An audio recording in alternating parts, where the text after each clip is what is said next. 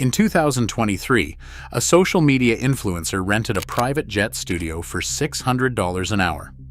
His Instagram showed him sipping champagne at 40,000 feet. His actual bank account held less than the monthly payment on a Toyota Corolla.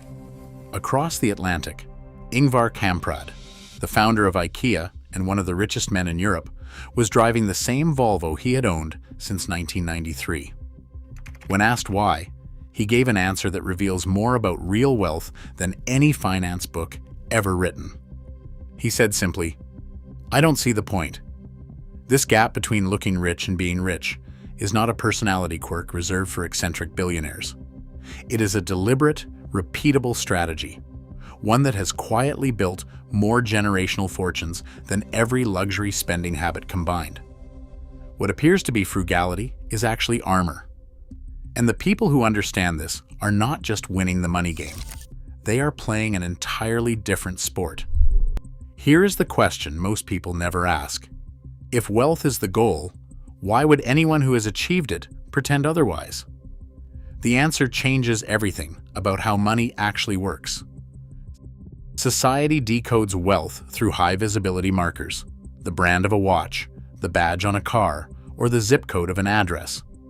Yet these signals measure consumption rather than net worth. The error lies in conflating high earnings with accumulated capital.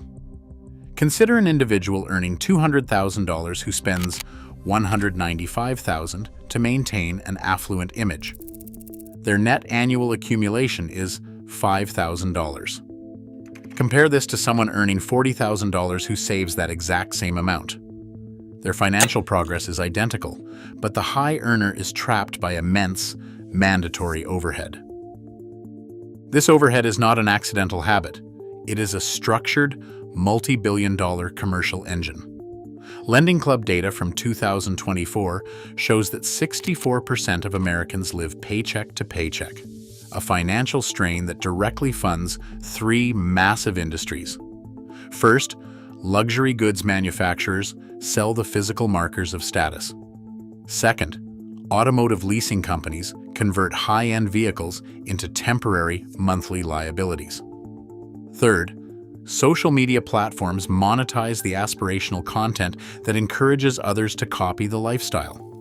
Together, these sectors exploit the psychological pressure to look rich, turning individual debt into reliable corporate profit. In 1958, Warren Buffett purchased a 5-bedroom gray stucco home in Omaha, Nebraska for $31,500. Today, with a net worth exceeding $100 billion, he still lives in that same house. Adjusted for inflation, the purchase price equates to roughly $330,000, a comfortable but entirely ordinary suburban residence. This choice is not an eccentric quirk. It is a calculated capital allocation decision. By refusing to lock up millions in non-productive luxury real estate, Buffett preserves capital for compounding, treating his home as utility, not a status signal. This logic of utility extends directly into global commerce. Sam Walton, the founder of Walmart, drove a basic 1979 Ford F-150 Custom long after his company became a retail empire. When questioned about his vehicle, Walton remarked, "What am I supposed to haul my dogs around in? A Rolls-Royce?" Across the Atlantic, IKEA founder Ingvar Kamprad mirrored this exact mindset, driving a modest 1993 Volvo 240. For these executives, transport was a functional tool, not a display of power. Their choices prove that massive commercial scale does not require visual excess.